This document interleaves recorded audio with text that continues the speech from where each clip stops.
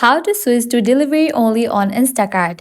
Hello everyone, this is Lisa from Create, Login and Delete. Now let's get started. Launch your Instacart app. Make sure you have already logged into your account. Now firstly, what you have to do is select the items that you want to purchase and add them to the cart. Once you select the items, click on the option of View Cart. Now over here, you're going to find all the items that you have added to the cart. Now click on Go to Checkout. Instacart is an online delivery service that lets you shop at nearby grocery stores, wine shops, bulk warehouses, convenience, and pet stores. Once you land to your order page, over here you'll find the option of Add Address. Click on it. Now you can choose your location. Search for the address that you want to set as delivery address. Now fill up your address and click on Save Address. With that, your delivery address has been updated.